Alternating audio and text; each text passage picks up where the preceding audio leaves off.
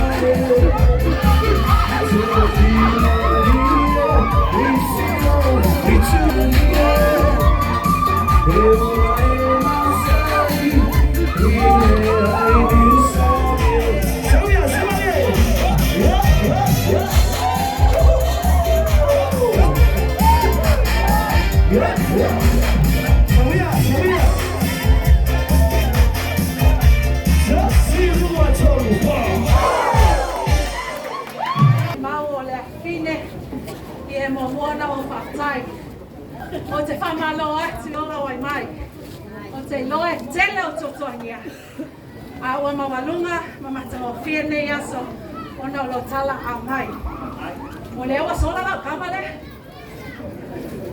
Ia leo kama whakope kopea. O Fuatino, sa whanau Fuatino le aso sifu malo o Januari le tasihiva i babalu.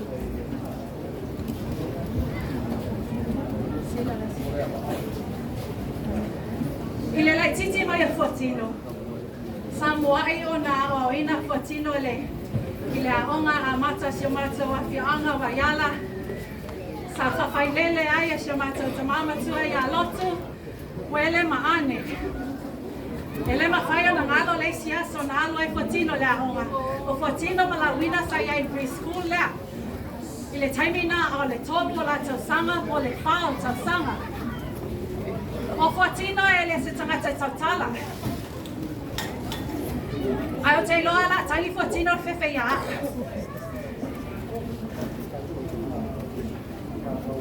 Sa tuua i nei Samoa mato malanga atu i New Zealand e whatoa se fulu tausanga Fuatino.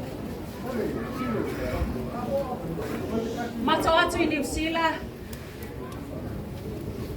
whatawhai uina ia o onga le whanau. Mato oi Australia. Woto le loto tala le taimi nei o no.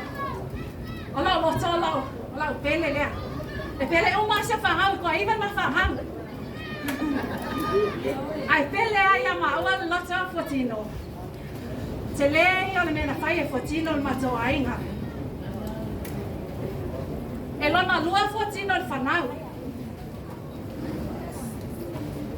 Ina ua umale a onga la wina o Kainela sa awai atu ia le university.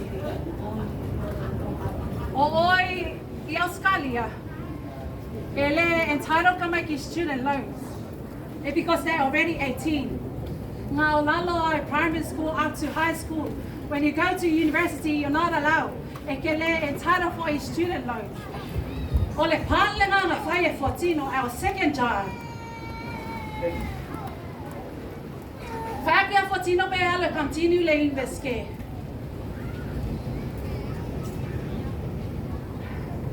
For my laughing, she's gonna help out. Que leia sacrifice na Fuatino monela. O le matua lea, o kaya nela. A whaafonga mai kaya nela. Ia awa nei ngalo, se ngaluenga le lei na whai e Fuatino ia te oi. Lau o kaya nela, ta awa ina Bachelor of Medical Science. O le te lei ia o le ngaluenga na whai e Fuatino. Sa fosia le alo Fuatino whai ngaluenga i ngā ua umalanga ia 12. O oi Australia umala ia 12 high school. Ona e manao e fesosoani le ngaluenga i ngā ia whatau nungu le ma commission nā lai o ngā kuua i ngei Samoa. There was only one reason ngā lai ngā mako o. Ina ia awe le whanau ia o a onga i me ngata ai. Sa whai e Fuatino le whai walea.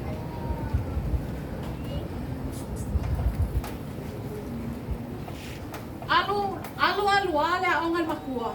Ko ia luaku whai malelonga koru. Fuatino did the same thing. Our third child is studying langa whaloia. Finishing next year. E ala no whai al nei moli maola. Whamai tala tusi. E whaputu oa matua moala tau whana. Po le ale whainga tau leo langa. Awane i ngata tau whai al whana. E whaaputu oa matua moala tau whana. O le ai whai Fuatino taimil nei ngā luenga lea. Alua ko fo i lesi ali i was fulu wa lewa luas fulu nei tau sa. Whakaya e le fialu le inveske ngā maua le aonga e alua. En fialu e pesiula malakapi. O ke whawhekai le atua. Wa maamale a venga Fuatino. O le taimi nei, o Fuatino o le one of our director, i le mago demanding containers businesses o lo whai o Melbourne. Se mai se patina mo le akapino. Fuatino, e le ai se mea, e mawhai o nai loa ai se mangawa e fua. A fua mai le upu ia te oe, li ia Yesu. Ia e usikai a Adrian beo le e usitai a maua. O le asui le mea la e alu ai. Ke le whai akula heki al pese markapu whare. Fuatino, o ma momo onga. Ia e loa na whai business.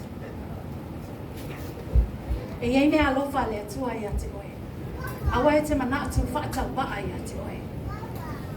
O le ase mea wa watu o le atua ia te oe. Go for it, girl. Sky is the limit. Nā ala na tatou wō I o. Se I awea o tau. E le I o I aisia ka Fuatino. Wai? E le o tamaiti uma whanau uma. E au ngā iai lea o onga. Ia awa ne whaseina tatou mātua I le wālea. O nei le o tamaiti uma e tutusalo lātou fiafia I mea tahua o onga. But we are so thankful as Fuatino's parents. I le ngaluenga te le na whai e Fuatino. Fuatino, amu ia o Adrian. Amu ia oi. Ke mia le wale ko lima si mafanga o kengi longo winga maybe next year wa sau foi le si foi poiponga another wedding e fai la tala o fai ia la kovia ele o le tupe langa mele wa ai e tamaiti aso ne especially kids le o life pe sau e mata ibi ai ate o ele alofa that won't be enough to us guys. Porque I love I love Adrian and Fuatino. Like I said when you came, that won't be enough. Ele fia ba ai aku ma wa fasi wa Fuatino.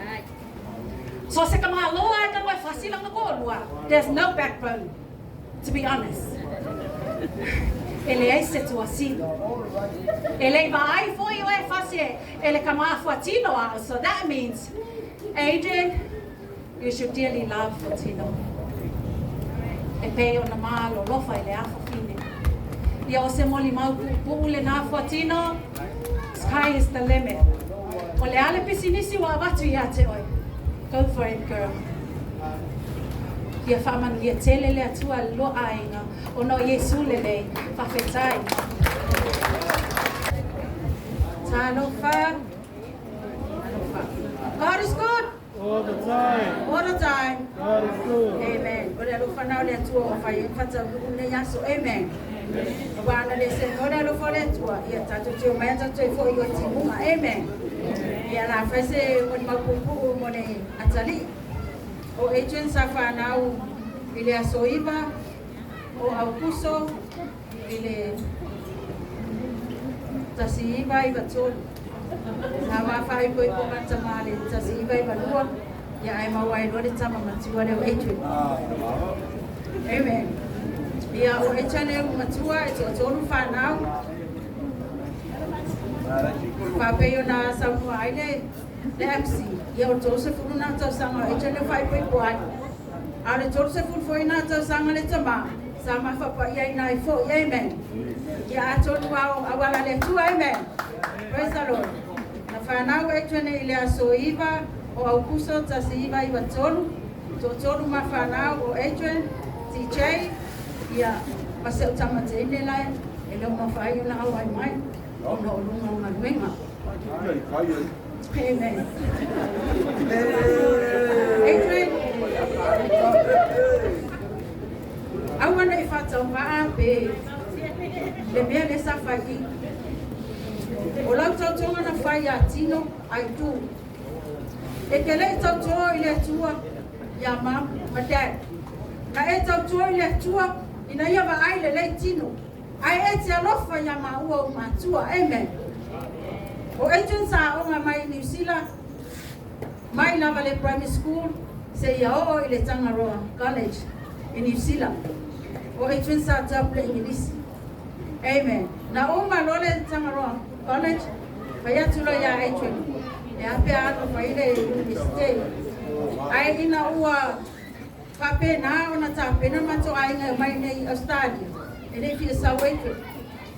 Ina mana fa umana onga ai sa folo la mo stai. Ile me mana oi matua. Amen. O Adrian o se tamarofa. Adrian tamanofa mai malo tama. Ele yo o limolo tama ya tia.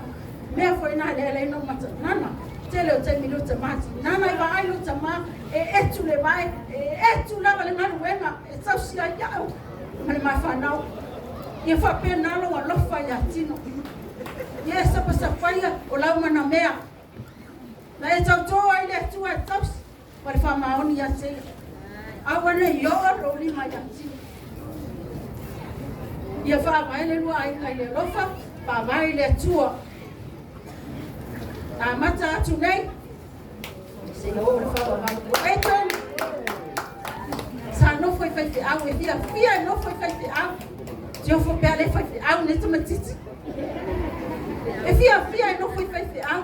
Te le lopo ia i se na te sila fia le feite au la kose mahale. Na tu ula mai mātou e echo mātou isi. Ai follow mai na mai feite au e tau uma e echo tamai ti uma o na uso o na tu whawhina. Pai atu ia Adrian, na tasi ala uso. Whamera e lo uso la. Whatele whai paipa ma uma feite au. Ai whamai mau o lo uso o na lewa feite au. E o mai taimi nei. Ia, e ala sa lu ese Adrian. Mai le feite au. Ai whatasi atu ia tino. Whamani a tele ale atua nefia. Swafa Yesu. Amen.